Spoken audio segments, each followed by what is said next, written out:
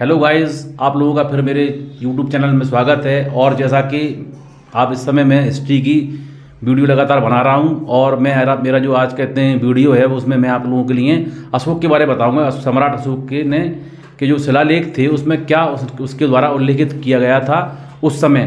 तो आइए इसके बारे में अपन जानते हैं कि शिलालेख जो इसके 1 से लेकर 14 शिलालेख हैं और इसमें क्या क्या चीज़ें वर्णित की गई हैं उसके द्वारा। ठीक है, इसमें कलिंग युद्ध से लेकर उसकी यात्राओं और तो इसकी धार्मिक यात्राओं और नरबली और चिकित्सा व्यवस्था, ये सारी चीज़ें इसमें बताई गई हैं। तो बेटा आइए मैं समझाता हूँ आप लोगों के लिए अशोक के शिलालेख। पहला शिलालेख है, इसमें पशु बलि की निंदा की गई है। पशु बलि की निंदा की गई है, यानी पशुओं की जो बलि दी जाती है अभी भी कहीं कहीं कहते हैं देखने में आता है कि पशुओं की बलि देते हैं, लेकिन इसमें निंदा की गई है पहले शिलालेख में, अशोक के शिलालेख में। यानी उस जमाने में भी इसका विरोध किया गया था, जो विरोध आज भी होता है। दूसरा जो शिलालेख है इसमें दिया मनुष्य व पशु दोनों की चिकित्सा व्यवस्था का उल्लेख है। यानी अशोक ने ये कहा है कि मनुष्य और पशु इनका जो है ना उपचार होना चाहिए, इनका इंसान की तबीयत खराब होती है तो उसका इलाज होना चाहिए, पशु अगर बीमार है तो उसका भी इलाज होना चाहिए। यानी इससे ये बात समझ में आती है कि वो मानव प्रेमी व्यक्ति था सम्राट अशोक, जो पशुओं के प्रति उसकी इतनी अच्छी चाहत ये मायने रखती है अपने आप में।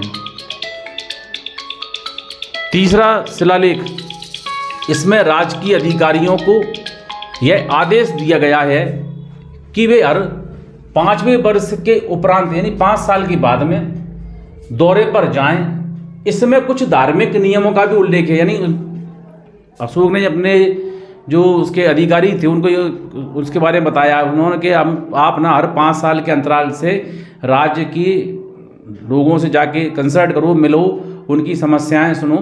और उसमें कुछ धार्मिक बातें भी लिखी हुई हैं का भी उल्लेख मिलता है धार्मिक नियमों का। और उसमें मतलब इनको हिदायत दी जाती होगी उस समय कि भाई आप जब पब्लिक प्लेस पे जाके लोगों से मिलो और लोगों को अच्छा जीवन यापन करने की और अच्छी बातें बताओ। और चौथा, इसमें बहरी घोष की जगह धम्म घोष की घोषणा की गई है। ये जो है बहरी घोष और धम्म घोष जो है ना ये बौद्ध धर्म से रिलेटेड शब्द हैं और जो धार्मिक अनुष्ठानों से जुड़ी हुई या मंत्रों से जुड़ी हुई ये चीज़ है बहरी घोष और धम्म घोष। यानी हर कहते हैं धर्म का अपना एक सिद्धांत होता है, उसी प्रकार से बौद्ध धर्म के ये सिद्धांत है। तो पहले क्या है, इसका चलन ज़्यादा था, बहरी घोष की जगह इसने बोला धम्म घोष की घोषणा की गई है। 5वां शिलालेख, इसमें धर्म महामात्रों की नियुक्ति की जानकारी मिलती है। महामात्र यानी जो उसको जपने वाले पढ़ने वाले जो मंत्रों को पढ़ते थे। और अगला है चढ़वा, इसमें आत्मनियंत्रण की शिक्षा दी गई है। यानी आपन अपनी आत्मा पर किस तरह नियंत्रण पा सकते हैं, तो उसमें क्या है 6वें शिलालेख में आत्मनियंत्रण की बात कही गई है।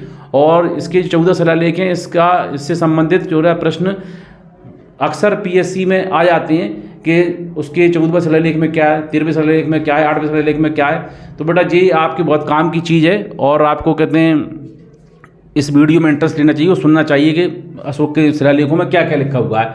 7वां और 8वां शिलालेख,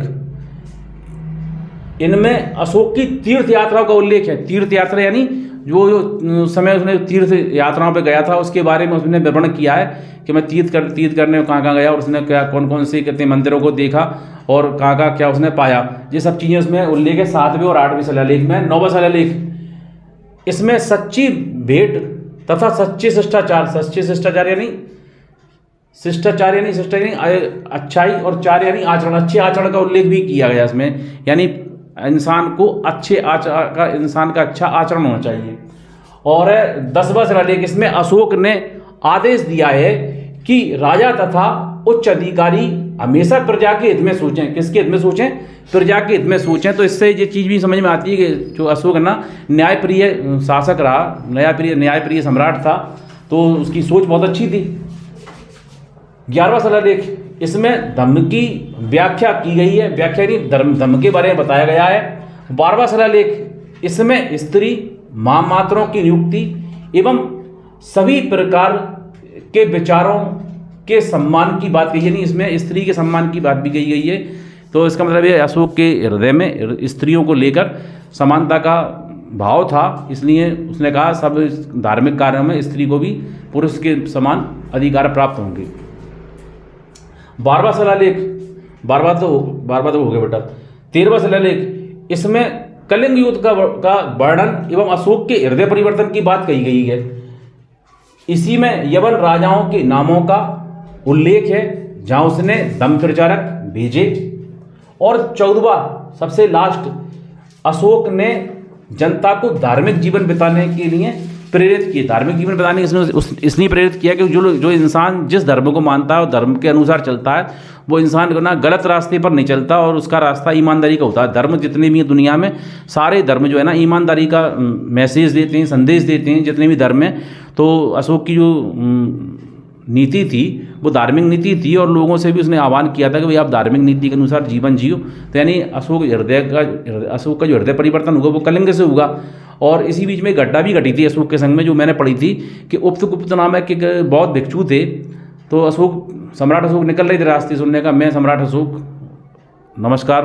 तो उन्होंने कहा इतना गर्व, उन्होंने मैं कलिंग नरेश हूँ। उन्होंने कहा जानते हो कलिंग का स्थान पृथ्वी के मानचित्र पर चावल के दाने के बराबर भी नहीं है। बस वहीं से जो कहानी स्टार्ट होती है उनके बौद्ध धर्म में आने की, बौद्ध धर्म की दीक्षा बस वहीं से स्टार्ट हो जाती है। उपगुप्त नामक बौद्ध भिक्षु के मिलने के बाद इनके जीवन में इतना बड़ा अंतराल आया और इनका हृदय परिवर्तन हो गया। और इतने कलिंग युद्ध में जितने लोग मारे गए थे उसका पाप का प्रायश्चित करने के लिए उन्होंने फिर जो ना धर्म के अनुसार और कहते हैं अपना जीवन जीना व्यतीत किया और सभी के लिए जो ना मानव प्रिय और धार्मिक होने का मैसेज दिया।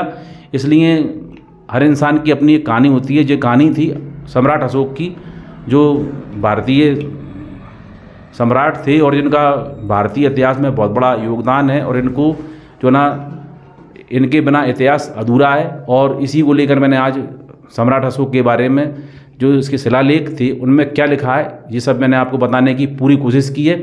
और मैं आपके लिए अगली वीडियो में और भी बेहतर से बेहतर कंटेंट क्रिएट करने की कोशिश करूँगा। ठीक है बेटा, नमस्कार। मेरे चैनल को सब्सक्राइब और लाइक करो। जय हिंद।